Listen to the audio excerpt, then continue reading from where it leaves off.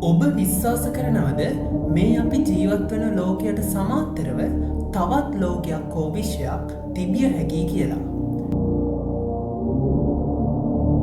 මෑතකදී අන්තර්ජාලය උඩු යටිකුරු කළ අද්භූත සිදුවීමක් ඇමරිකාවේ ජෝන් F කෙනඩි ගුවන්තොටුපලින් වාර්තා වනවා.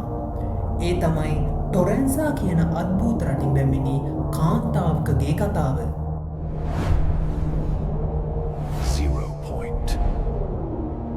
Unravel the unknown. දිනපතා දහස් ගණනක් මගින් එහා මෙහා යන ඇමරිකාවේ නිව්යෝක් නුවර ජෝන් F කෙනඩි ගුවන්තොටුපලට එක්තරා කාන්තාවක් පැමිණෙනවා.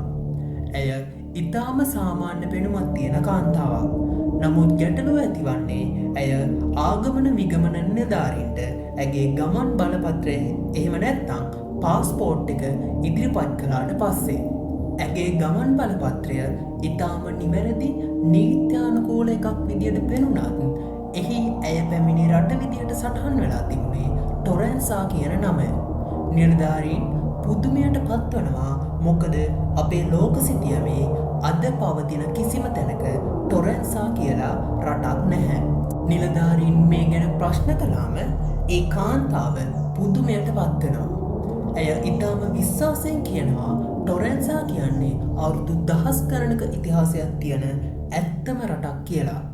ඇය තර්ක කරන්නේ ඇයි ඔයාලට මගේ රට හොයා ගන්න බැරි කියලයි.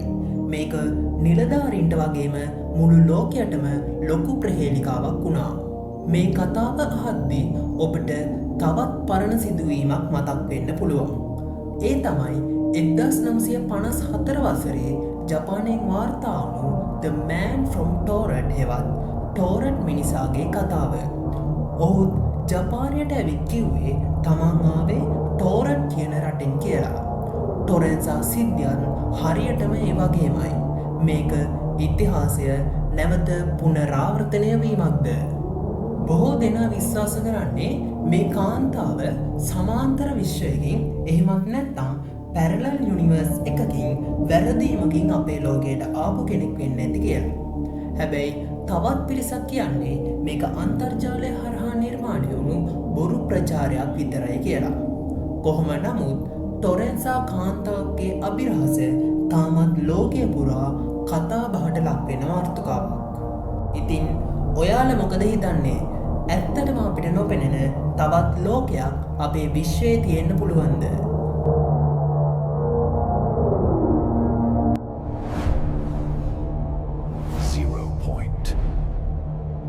Unravel the unknown.